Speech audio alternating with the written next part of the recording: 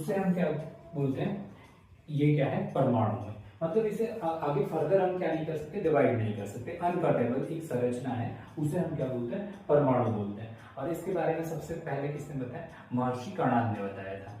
तो उसी के आधार पर हम कण भी बोल देते हैं, पार्टिकल भी बोल देते हैं। और यह जब डाल्टन ने बताया, एटॉमिक थ्योरी में बताया, तो उन्होंने भी ऐसा ही कहा कि ये जो परमाणु है अविभाज्य कण है, अनडिविजिबल है, और इसको ना तो काटा जा सकता है ना ही बनाया जा सकता है।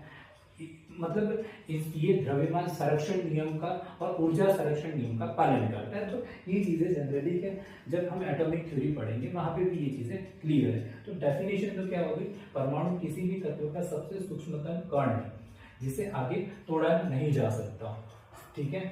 सेकेंड क्या है, इसके स्ट्रक्चर की बात करें, संरचना की अगर हम बात करें, तो परमाणु की जो संरचना होती है, तो परमाणु में सबसे जो मिड में होता है उसको तो हम बोलते हैं केंद्रक तथा न्यूक्लियस। क्या बोलते हैं, न्यूक्लियस।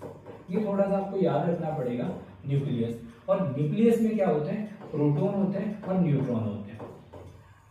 अब प्रोटॉन क्या होते हैं, तो धनावेशित कण होते हैं। ये क्या होते हैं, धनावेशित कण होते हैं। न्यूट्रॉन क्या होते हैं, ये न्यूट्रल कण होते हैं।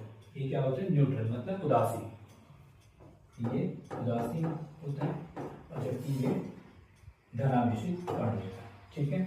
और जो इलेक्ट्रॉन होते हैं वो इस तरह से क्लाउड लाइक स्ट्रक्चर होता है, वो बाहर एक तरह से क्लाउड बादल की तरह मतलब ऑर्बिट में होते हैं। तो ये कैसा होता है, ऋणावेशित कण होता है, ये नेगेटिवली चार्ज पार्टिकल होता है। इस प्रकार की संरचना होती है, और ये शेल बने होते हैं, KLM है, तो इस तरह के शेल बने होते हैं। तो इस तरह की जो संरचना होती है उसको हम क्या बोलते हैं, कि ये क्या है, परमाणु। ये जो है वो केंद्रक है, और ये इलेक्ट्रॉन है क्लाउड जैसी संरचना में। ठीक है। तो ये लगातार क्या करते हैं, इस ऑर्बिट में घूमते रहते हैं। तो ये जो संरचना मैंने आपको बताई, तो एक परमाणु में 3 पार्टिकल होते हैं, इलेक्ट्रॉन, प्रोटॉन और न्यूट्रॉन। ठीक है। इलेक्ट्रॉन नेगेटिवली चार्ज पार्टिकल है, प्रोटॉन पॉजिटिवली चार्ज पार्टिकल है, और न्यूट्रॉन उदासीन है यानी कि न्यूट्रल। ठीक है। तो ये चीजें होती है, संरचना समझ में आ गई, डेफिनेशन समझ में आ गई। और तीसरी हम बात करते हैं इसके एग्जिस्टेंस या अस्तित्व के बारे में। इसके एग्जिस्टेंस, परमाणु के अस्तित्व के बारे में। तो जो परमाणु होता है वह रासायनिक अभिक्रिया में क्या करता है, भाग ले सकता है।